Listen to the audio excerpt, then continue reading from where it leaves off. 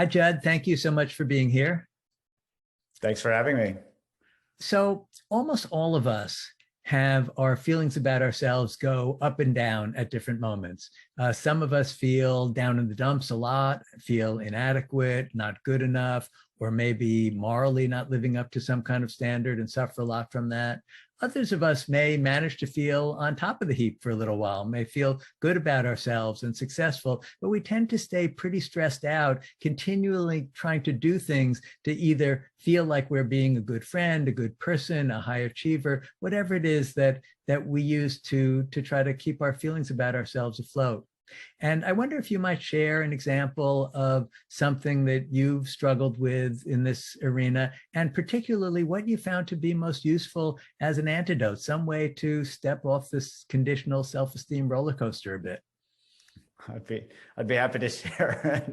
If we had all day, I could share many. So one very recent one that comes to mind is just, my constant roller coaster of trying to get grant funding to keep my lab going, and I like to think that our work is interesting and hopefully helpful for the world. My grant reviewers don't seem to always agree. And so, when we get a grant proposal that doesn't get funded through the NIH because it hasn't won the grant review lottery, it can be pretty disheartening where, we spent months and months writing these grants and, tried everything and read the literature and tried to summarize the literature and then, present it to the grant review study section. And, humans being human and overworked and whatnot, sometimes we get these reviews back that, point out maybe they didn't quite read the grant that carefully or whatever. And I can certainly say as a grant reviewer myself, it's challenging. We have to read a ton of stuff and, in a short period of time and try to help the NIH figure out where to prioritize its funding. So I get that it's not a perfect system. Yet, when I'm on the receiving end of it, my my mind goes curses, or so sometimes it can be frustrating.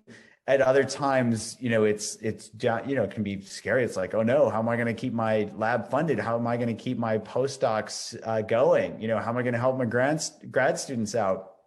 And all of that together can feel like a pretty heavy burden, heavy weight, especially because, this is the primary way that I keep my company, my lab running, basically. And so, I could complain to anybody that would listen. And I'm sure nobody wants to listen to me complain anyway. I'm sure that doesn't help. Not that I haven't tried, but I found that doesn't help.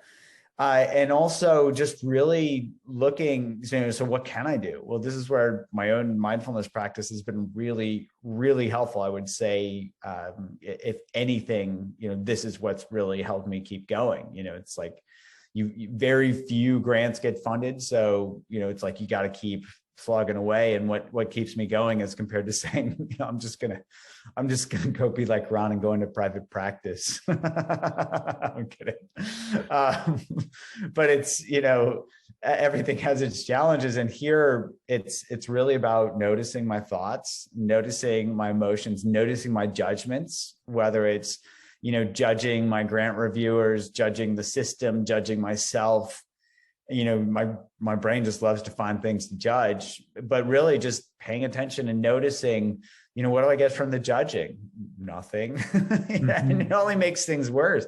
I get into these black hole cycles of just, thinking that, whoever I'm judging, whether it's myself or somebody else, is bad. And then that doesn't feel good. And then my view of the world isn't as, probably not as accurate as it could be. And then things just spiral. So when I can notice that and just get curious and notice, oh, there's judging, I can step out of it.